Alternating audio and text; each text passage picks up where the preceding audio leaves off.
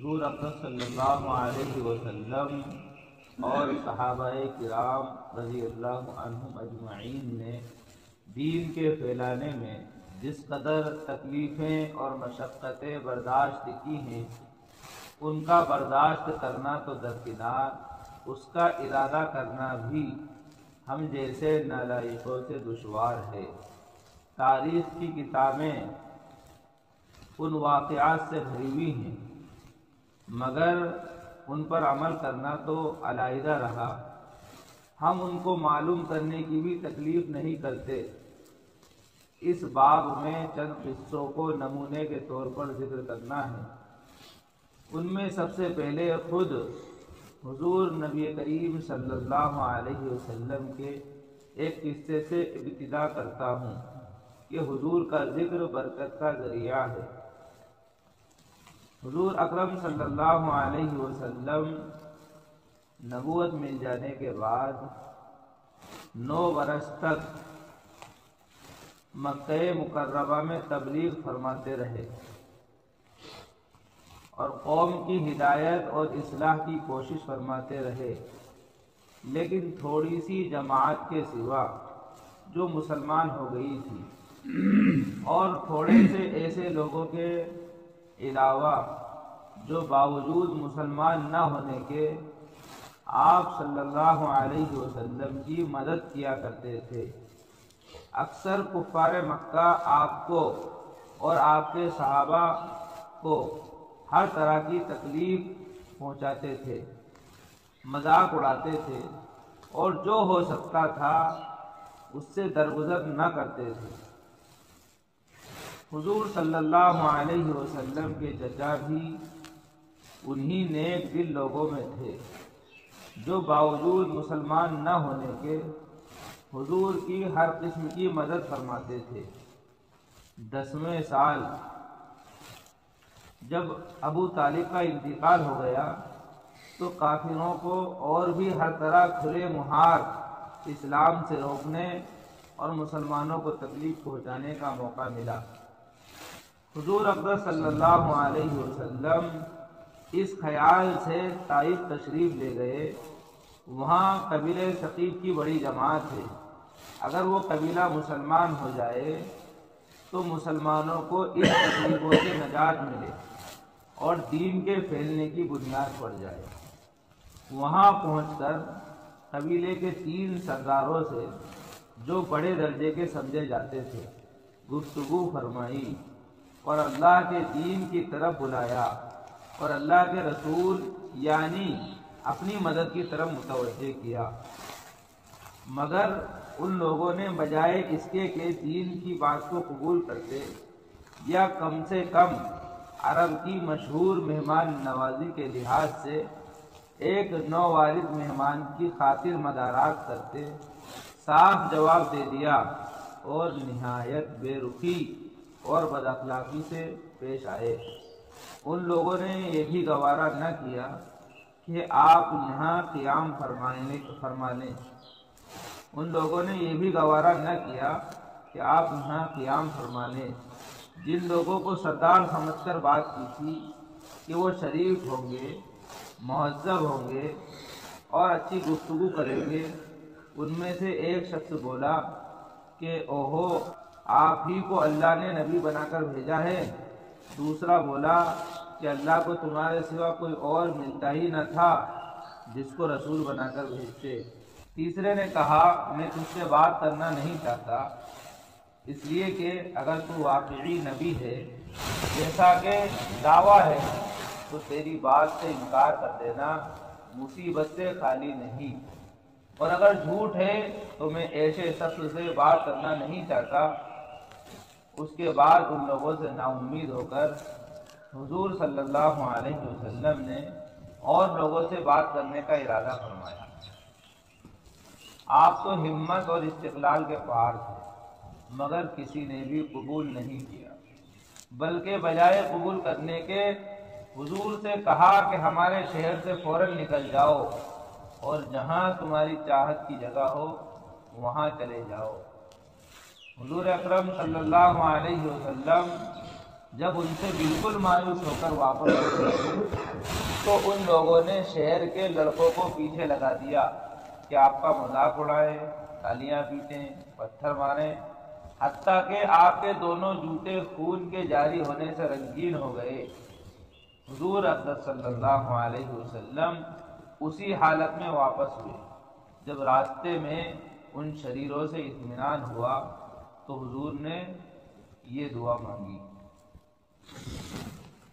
واقعہ آپ نے کئی مرتبہ سنا ہوگا، سنایا بھی ہوگا، اور غور کرے کہ نبی اکرم صلی اللہ علیہ وسلم جن کو اللہ تعالیٰ نے ایک دو کے لیے نہیں، ایک قبیلے کے لیے نہیں، دو چار قبیلے کے لیے نہیں، بلکہ قیامت تک آنے والے انسانوں کے لیے نبی بنا کر بھیجا، رسول بنا کر بھیجا،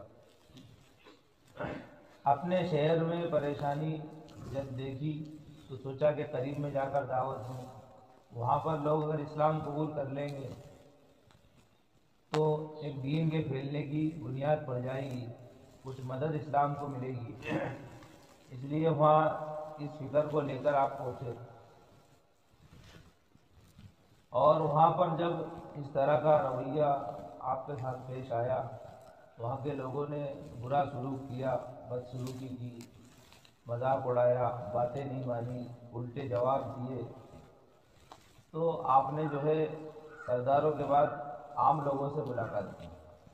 دعوت کا مزاج بھی یہی ہوتا ہے، جہاں جماعت جاتی ہے وہاں پر پہلے بڑے لوگوں سے خصوصی ملاقات ہوتی ہے، گاؤں کے پٹیل صاحب ہیں یا گاؤں کے اندر کوئی عالم صاحب ہیں یا کوئی بڑے پڑھے لکھے ماسٹر صاحب ہیں، اسی طرح امام صاحب ہیں، 3 طرح کے لوگوں سے ملاقات کی جاتی ہے۔ روانگی کے آداب میں یہ بات بتائی جاتی ہے کہ جماعت جب کسی مسجد میں پہنچے تو خصوصی ملاقات ہو، اور خصوصی ملاقات کن سے ہو؟ جو بڑے لوگ ہیں ان سے ملاقات ہو، اور ان کو دعوت نہ دی جائے، ان بڑے لوگوں کو دعوت نہ دی جائے، بلکہ ان سے سرپرستی مانگی جائے کہ حضرت ہماری جماعت آئی ہے، آپ ہماری رہبری کر دیجیے، ہماری سرپرستی فرما دیجیے، ہم سیکھنے کے لیے آئے ہیں کہ ہمیں بھی جو ہے دین کی فکر ملے، کچھ سیکھ لیں اللہ کے راستے میں، نبی والا کام ہے، اللہ کے دین کا کام ہے، اس طرح سے ان سے سرپرستی مانگیں۔ وہ کیا ہے کہ پھر آپ سے بے رخی کے بجائے آپ کا ساتھ دیں گے۔ جب ظاہر سی بات ہے جب کسی سے امن مل جاتا ہے تو پھر انسان کا کام کرنا آسان ہوتا ہے۔ اسی طرح گاؤں میں جو پڑھے لکھے ہیں، علماء ہیں، ان سے ملاقات کریں، امام صاحب سے ملاقات کریں، صدر صاحب سے ملاقات کریں، بڑے لوگوں سے جب ملاقات ہو جاتی ہے تو پھر کام کرنے میں مزہ آتا ہے۔ ہم اپنے علاقے کے، اپنے محلے کے کتنے ہی بڑے کیوں نہ ہوں، لیکن جب ہم جماعت میں گئے ہیں، اللہ کے دین کی فکر کو لے کر گئے ہیں، تو ہمارا بڑا پن ختم ہو جانا چاہیے۔ اب ہم چھوٹے ہیں، دائی اپنے آپ کو چھوٹا سمجھ کر جو ہے دعوت دیتا ہے، اور دعوت دینے میں جو ہے اخلاص سامنے ہو، اللہ کے دین میں کس طرح جو ہے اللہ کے دین کو کس طرح مدد ملے، دین کا کس طرح فائدہ ہو، اس کی فکر ہو، اس کا خیال ہو، تو پھر اللہ تعالیٰ اس میں جو ہے اپنی مدد شامل کر دیتے ہیں۔ تو چھوٹا بن کر ادب کے دائرے میں دعوت دی جائے، اس لیے کہ انسان جلد باز بھی ہے، انسان نادان بھی ہے، اس لیے وہ جلدی بازی کو پسند بھی نہیں کرتا ہے، اور اسی طرح اس کے نفس پر اگر کوئی چوٹ پڑے گی تو وہ اس کو بھی برداشت نہیں کرے گا۔ اس لیے حضرت مولانا علی میاں ندوی رحمۃ اللہ علیہ فرماتے تھے کہ جب کسی سے تم بات کرو، کسی کو تم دین کی تبلیغ کرو، تو اس کے دل کے کھلے ہوئے دروازے سے داخل ہو۔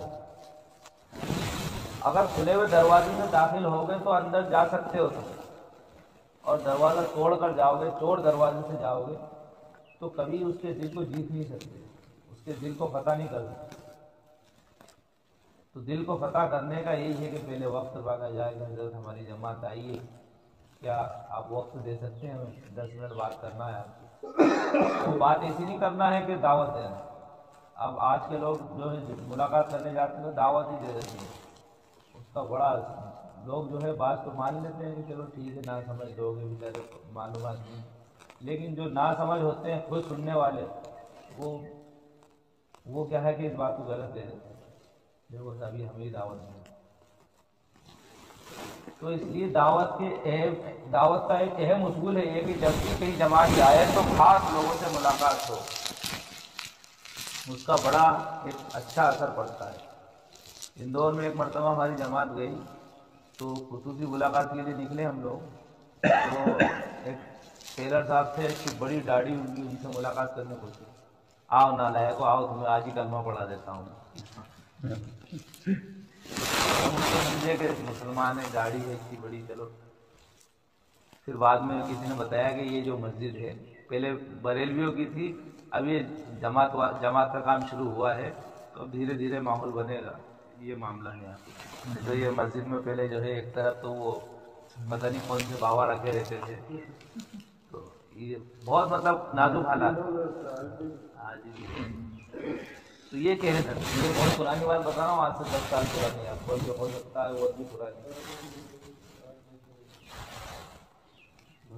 تو میں بتانا چاہ رہا ہوں، ان کا واقعہ اس لیے سنا رہا ہوں کہ جب اس کو غصے میں تو انسان کچھ بھی کہہ دیتا ہے 4 لوگوں کے سامنے، بعد میں اس کو احساس ہوا، کیونکہ جماعت کے ساتھی سے پھر عامر صاحب نے بات کی کہ ہم تو اجنبی ہیں، پردیسی ہیں، اس طرح کی بات کی۔ نماز میں سب شریک ہوتے ہیں، سب سنتے ہیں، تو اس نے پھر بعد میں جو ہے چھیڑخانی کی، ہمارا ہاتھ تو نہیں جڑا ہوا، لیکن اس نے جو پریشانی کی، تو اس کا بڑا فائدہ ہوتا ہے۔ 2 بات تو ہم اس سے کہہ ہی سکتے ہیں چھوٹا بن کر۔ اس طرح سے ہم کوشش کریں، اللہ تعالیٰ سے وہ آسان کرنے والا ہے، کام اللہ کا ہے۔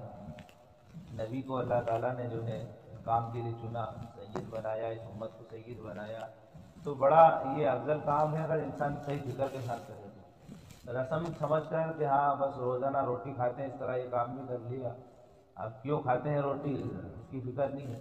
ایک مزدور بھی ہے، وہ بھی روٹی کھاتا ہے، اس کے ساتھ ایک فکر وابستہ ہے کہ یار کھانا کھا لوں گا تو جو ہے دوپہر تک کام کر لوں گا، دوپہر کو کھا لوں گا تو شام تک کام کر لوں گا، اس کے ساتھ ایک فکر وابستہ ہے، اس لیے وہ جو ہے اس فکر کے ساتھ اتنا کھانا کھا رہا ہے، پھر اس کے بعد وہ کام کر رہا ہے۔ ایک عام انسان جس کو کوئی کام نہیں ہے تو وہ کھا رہا ہے، اس کو پتہ ہی نہیں کیوں کھا رہا ہوں، جب بھوک لگی کھا لیا۔ تو ایسا ہے کہ فکر ایک انسان کے کام پر آمادہ کرتا ہے، مخلص ہو انسان تو پھر اللہ کی مدد ہوتی ہے۔ تو نبی اکرم صلی اللہ علیہ وسلم کو بہت زیادہ انہوں نے تنگ کیا، پریشان کیا، آخر میں وہاں کے بچوں کو، شریروں کو پیچھے لگا دیا، تو آپ وہاں سے جو ہے تیزی سے نکل رہے تھے کہ ایسا نہ ہو میرا خون اس بستی میں گر پڑے اور اللہ کا عذاب ہے۔ تو آپ تیزی سے وہاں سے نکل رہے تھے، ایک جگہ اطمینان پایا، پھر باغ میں جا کر آپ نے پناہ لی، اس میں اس کا تذکرہ نہیں ہے، باغ میں نبی نے پناہ لی، اور وہاں پر ایک وہ باغ کا جو مالک تھا، اس کا جو مالک کا جو نوکر تھا، خادم تھا، جو باغ کی دیکھ ریکھ کرتا تھا، وہ آیا اور ایک اچھا بڑا انگور کا خوشہ لے کر آیا، اور اس نے دیکھا کہ یہ کوئی جھوٹا انسان نہیں ہو سکتا، یہ اس کا جو ہے ساتھ دینا چاہیے۔ عداس نام تھا اس کا، عداس۔ تو اس نے جو خوشہ دیا، اور نبی نے اس سے پوچھا کہ بھائی کہاں کے ہو تم، یہاں کے تو نہیں؟ اس نے کہا میں نینوا کا رہنے والا ہوں۔ تو نبی نے فرمایا اچھا میرے بھائی یونس کے گاؤں کا؟ تو انہوں نے کہا یونس؟ تو کہا کہ یونس علیہ السلام کا بھی تعارف کرا میرے بھائی، میری نبوت کے اعتبار سے بھائی ہیں، اور ایمان کے اعتبار سے بھی تمام ایمان والے ایک دوسرے کے بھائی ہیں۔ تو اس نے وہ متاثر ہوا نبی کی صلی اللہ علیہ وسلم کی باتوں سے، اور اس نے کلمہ پڑھ لیا۔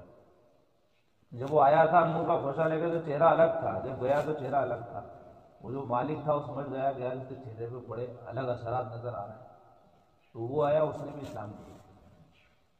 تو وہاں محنت کر کے آئے تھے، وہاں تکلیفیں اٹھا کر آئے تھے، پریشانیاں اٹھا کر آئے تھے، اور یہاں اللہ تعالیٰ نے بغیر محنت کے جو ہے میٹھے انگور بھی دیے، اور 2 ایسے عہدیدار لوگوں کو، مالک اور اس کا غلام، دونوں کو جو ہے اسلام کی دولت دی۔ ان کی برکت سے پھر جو ہے طائف میں بھی دعوت ہو گئی۔ لائف میں بھی پھر کیا ہے، دعوت ہوتی ہے. تو اکرام اس طرح سے ہوتا ہے. آپ ہر انسان اگر زندگی پر غور کرے، اپنا محاسبہ کرے، تو وہ اس چیز کو محسوس کر سکتا ہے. کبھی بعض دفعہ ایسا ہوتا ہے ہم کہیں جاتے ہیں اور وہاں پر کام نہیں ہوتا، وہاں سے ہم پریشان ہو کر لوٹ رہے ہوتے ہیں اور کوئی کہتا ہے ارے کیا ہوا، چلو میں آپ کا کام کروا دیتا ہوں، کوئی کروا دیتا ہے. کہیں بیٹھے ہیں بہت دیر سے بس نہیں مل رہی، پریشان ہو گئے، اب چلو پیدل ہی چلتے ہیں، کوئی سواری والا مل رہا ہے فری میں چھوڑ دیتے ہیں. اکثر ایسا ہوتا ہے. جو ہے قربانی کے بعد اللہ کی مدد آتی ہے، قربانی کے بعد اللہ کی مدد آتی ہے.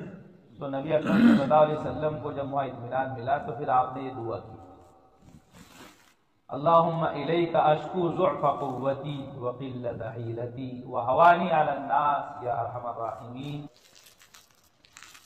اس کا ترجمہ ہے، اے اللہ تجھی سے شکایت کرتا ہوں میں اپنی کمزوری اور بے کسی کی اور لوگوں میں ذلت و رسوائی کی. اے اللہ میں تجھی سے شکایت کرتا ہوں اپنی کمزوری اور بے کسی کی اور لوگوں میں ذلت اور رسوائی کی. اے ارحم الراحمین، تو ہی کمزوروں کا رب ہے، تو ہی میرا پروردگار ہے. تو مجھے کس کے حوالے کرتا ہے؟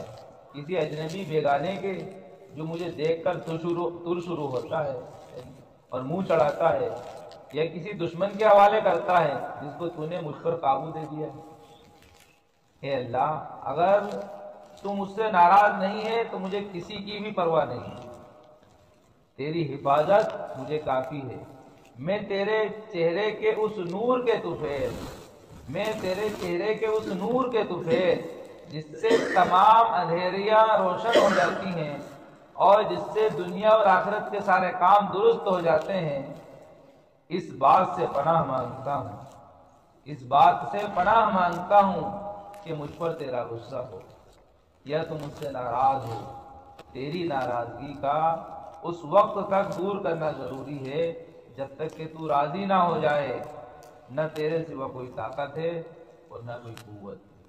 تو ہی تمام طاقتوں کا اور قوتوں کا مالک ہے، اس لیے میں اپنے آپ کو تیری پناہ میں دے رہا ہوں. تو اللہ کی پناہ میں دینے کے بعد انسان جو ہے دوسرے شرور و فتن سے محفوظ ہو جاتا ہے. اور اللہ کو اپنے آپ کو اللہ کی پناہ میں دے دیا تو اب اس پر یقین کیوں ہونا چاہیے. اس پر یقین ہوگا تو پھر اللہ تعالیٰ کی مدد آئے گی، اور اس کے ساتھ اتنا ڈر بھی ہو اللہ کا اتنا ڈر ہو ہر کام میں. جس درجے کا ڈر ہوگا اس درجے کی مدد ہوتی ہے اللہ کی.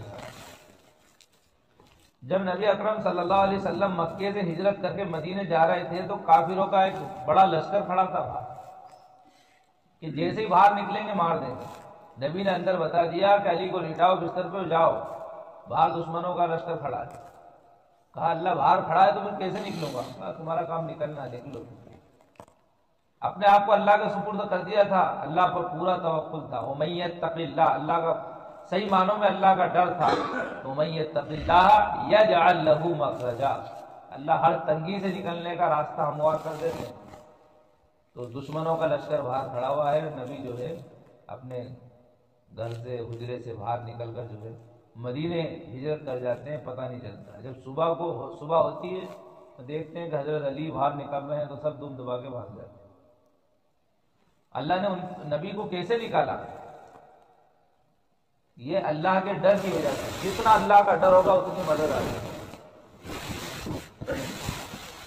اصحاب کہف اللہ سے ڈرنے والے خالص بندے تھے، خالص اللہ سے ڈرنے والے بندے تھے.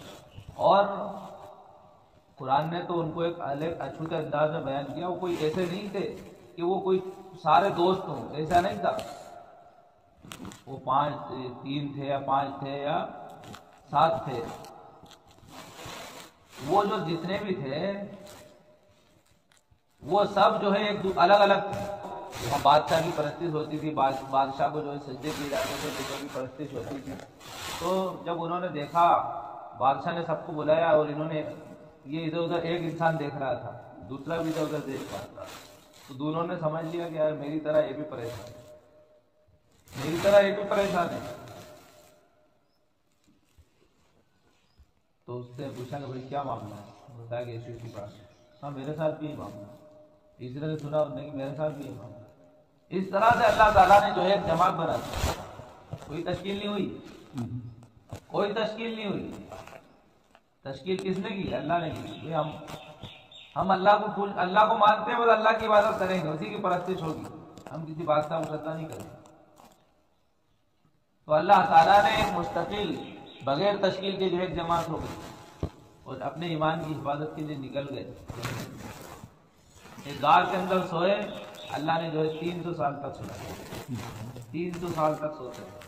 دھوپ آتی تھی تو قطرہ کر نکلتی تھی، منہ پر نہیں پڑتی. اور نقلبہم ذات الیمین و ذات الشمال، انسان کا کروٹ بدلنا بھی ضروری ہے. کروٹیں بدلتے رہتے. اللہ تعالیٰ فرماتے ہیں ہم ان کو کروٹ دیتے تھے، کبھی ادھر کبھی ادھر، کبھی دائیں کبھی بائیں. سورج کترا کے نکلتا ہے، اللہ کروٹیں دے رہے ہیں. 300 سال تک 300 سال تک اللہ نے سلایا اور دشمن سے ظالم بادشاہ سے حفاظت کی. دقیانوس تھا اس دور کا بادشاہ.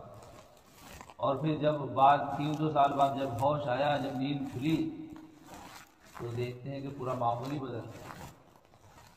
چند لوگوں کی فکر پر اللہ تعالیٰ نے پورے علاقے کو تبدیل کر دیا. چند لوگوں کی فکروں پر اللہ نے پورے علاقے کو تبدیل کر دیا.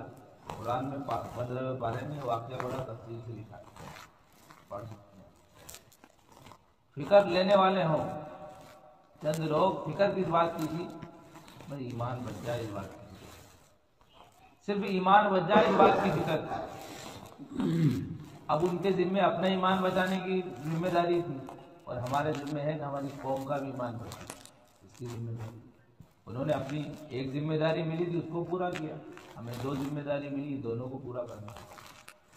ہمیں اپنے ایمان کی اور سارے ایمان والوں کی فکر اگر ہوگی کہ میرے نبی کا ایک ایک امتی کس طرح 100% دین پر آ جائے، اپنے ایمان کو بچا کر لے جائے، اس بات کی فکر ہو جائے گی، پھر اللہ تعالیٰ ہمارے لیے بھی راستے ہموار کرے گا. جماعتوں کا بننا کوئی مشکل نہیں ہے، بہت آسان ہے، لیکن وہ فکر ہمیں چاہیے. فکر. اور آپ اس دور کا بادشاہ دقیانوس تھا، جو مار دیا کرتا تھا ایسے لوگوں کو، سولی پر چڑھا دیا کرتا تھا، قتل کروا دیا کرتا تھا. یہ حالات تھے. اور آپ کے حالات تو بڑے خطرناک ہیں، بڑے خطرناک حالات. کہ اب اس دور میں مرتد نہیں ہو رہے ہیں. اس دور میں جو ہے جان سے مار دیا جاتا تھا، اس دور میں جو ہے فقر و فاقے سے مارا جا رہا ہے. مفلس بنا دیا، تنگ دست بنا دیا، طرح طرح کے حالات جو ہے وہاں پہ لا کر کھڑے کر دیے. تو بہت مطلب اس دور سے زیادہ کٹھن دور ہے. اگر آپ غور کریں تو بس ہمیں کوشش اور فکر ہی ہونا چاہیے کہ ہر ایک امتی 100% دین پر آ جائے. نبی کا یہ مشن تھا. تو کہا مالک الملک کی شان قہاری کو اس پر جو دعا مانگی، اس دعا پر جوش آنا ہی تھا. حضرت جبرائیل علیہ السلام نے آ کر سلام کیا اور عرض کیا کہ اللہ تعالیٰ نے آپ کی قوم کی وہ گفتگو جو آپ سے ہوئی ساری سنی ہے، اور ان کے جوابات بھی سنے ہیں، اور ایک فرشتے کو جس کے متعلق پہاڑوں کی خدمت تھی آپ کے پاس بھیجا. آپ جو چاہیں اس کو حکم دیں. اس کے بعد اس فرشتے نے سلام کیا اور عرض کیا کہ جو ارشاد ہو میں اس کی تعمیل کروں. اگر ارشاد ہو تو دونوں جانب کے پہاڑوں کو ملا دوں، جس سے درمیان کی بستی بیچ میں ہی کچل جائے، یا اور جو سزا آپ مجھے بتائیں وہ سزا ان کو میں دوں. حضور صلی اللہ علیہ وسلم کی رحیم و کریم ذات نے جواب دیا کہ میں اللہ سے اس بات کی امید رکھتا ہوں کہ اگر یہ مسلمان نہیں ہوئے تو ان کی اولاد میں سے ایسے لوگ پیدا ہوں گے جو اللہ کی پرستش کریں گے اور اس کی عبادت کریں گے. یہ ہیں اخلاق اس کریم ذات کے جس کے ہم لوگ نام لیوا ہیں.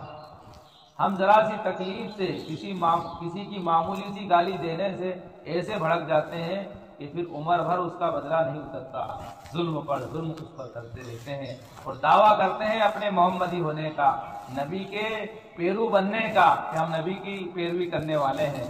نبی کریم صلی اللہ علیہ وسلم اتنی سخت تکلیف اور مشقت اٹھانے کے باوجود نہ بددعا فرماتے ہیں نہ کوئی بدلہ دیتے. یہی جذبہ اور یہی عمل ہماری زندگی سے جو ہے ظاہر ہونا چاہیے. تو اس کے بڑے اچھے اثرات ہوتے ہیں. اللہ تعالیٰ سے دعا بھی کرنا چاہیے. اللہ تعالیٰ جب ہمت اور حوصلہ دیتا ہے اور جب ہم اللہ سے دعا کرتے ہیں تو اس میں اور چار لگ جاتے ہیں. بغیر اللہ کی مدد کے انسان کچھ نہیں کر سکتا. ہم گشت کرنے جاتے ہیں پہلے اللہ سے دعا کر کے جاتے ہیں، اللہ سے دعا کر کے جاتے ہیں. ایسے ہی جو ہے ہم ہر کام میں اللہ سے دعا کر کے کام کریں.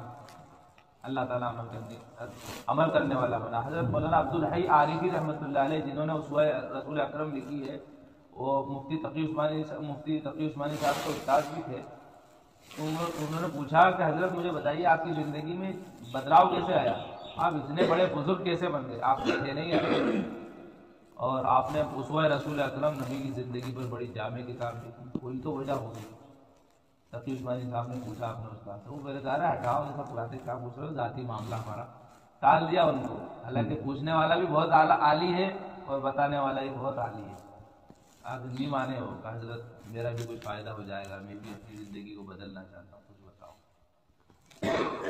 تو ان کا اصرار دیکھا تو کہا کہ بھائی یذکرک اللہ احیانا، ہمیشہ جو ہے نبی ذکر کیا کرتے تھے، کیا مطلب ہے اس کا؟ اور یہ ہم لوگوں کے لیے ہے کیوں؟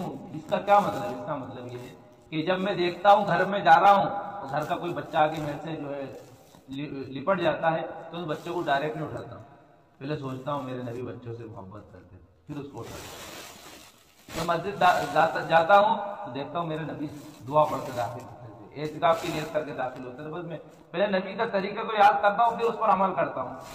تو نبی سے محبت بڑھ رہی ہے اور عمل بھی ہو رہا ہے، بس یہی وجہ ہے جس نے میری زندگی میں تبدیلی آ گئی، بدلاؤ آ گیا۔ اللہ نے مجھے جو ان کو جو ہے بہت ایک عالی صفت بزرگ بنایا تھا، اور ان کی جو کتاب ہے اسوہ رسول اکرم جماعت کے ساتھ ہی بہت پڑھتے ہیں، ان کے کبھی 3 دن نہیں لگے جماعت میں، کبھی 3 دن نہیں لگے جماعت میں، لیکن جماعت والے اکثر لوگ ان کی کتاب پڑھتے ہیں، بہت جامع کتاب لکھی ہے اسوہ رسول اکرم، اس میں اوراد و وظائف لکھے ہیں، کب کون سا وظیفہ پڑھنا، کب کون سی دعا پڑھنا، اس کو پڑھیے۔ بہت مفتی تقی عثمانی صاحب کے بھی استاد تھے حضرت مولانا عبدالحی، اللہ تعالیٰ ہم سب کو عمل کی توفیق عطا فرمائے، نبی سے سچی محبت کرنے والا بنائے، آپ کی سنتوں پر عمل کرنے والا بنائے، سنتوں کی رعایت کے ساتھ زندگی نشهد ان لا اله الا انت نستغفرك ونتوب اليك، سبحان ربك رب العزة عما يصفون وسلام على المرسلين۔